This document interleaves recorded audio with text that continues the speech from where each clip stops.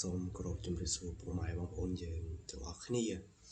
ដែលនិយមលេងឆ្នោតយួនថ្ងៃនេះគឺអេដមីនបានពំនាំលេខល្អៗមកចែកជូនបងប្អូនយើងលេងកំសាន្តឥតគិតថ្លៃទៀតហើយសម្រាប់តម្រុយអេដមីនគឺតម្រុយ free ទេបងប្អូនយើងអាចយកទៅលេងបានឥតគិតថ្លៃណា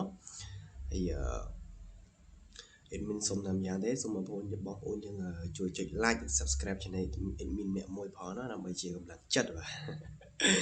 ទឥឡូវនេះយើងកុំឲ្យអូសពេលវេលាយូរយើងចូលទៅកាន់តម្រុយយើងតែម្ដងតម្រុយថ្ងៃនេះគឺអេដមីនមាន4គ្រាប់ទៀតហើយមកចែកជូនបងប្អូនយើងលេងកំសាន្តគឺលេខបុកយើងគឺមាន4គ្រាប់នេះអីយ៉ាចប់រត់ទៅវិញមាន57 50គុត19និង15នេះគឺជាលេខបុករបស់យើងបងប្អូន57 50គុត19 15ហើយចំណែក3លេខយើងក៏មានមួយគ្រាប់ដែរហើយមានស្រឡាញ់159ហើយបងប្អូនយើងយក3លេខទៅលេងកុំភ្លេចគុណណាបងប្អូនយើងការពារវិសាជាបាលពលលេខវាអត់ដឹងថាវាមកមុខមកក្រោយទេបងប្អូនយើងយកទៅលេងកុំភ្លេចគុណផងណាហើយសម្រាប់ខ្ទង់អូគឺអេដមីនបងប្អូនយើងលេង50អេដមីនស្រឡាញ់50ដែរ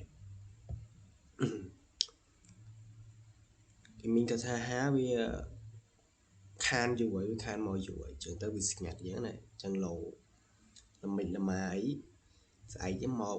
4ប៉ោះអីយើងអេដមីននិយាយលេងណាបើមកវិញក៏ជូនបងប្អូនយើងហេងតាមនឹងដែរណាឥឡូវនេះក៏ឈានមកដល់ទីបញ្ចប់ហើយអេដមីនក៏សូមអរគុណពុកម៉ែបងប្អូនយើងទាំងអស់គ្នាដែលចំណាយពេលវេលាដ៏មានតម្លៃមើលវីដេអូអេដមីនណា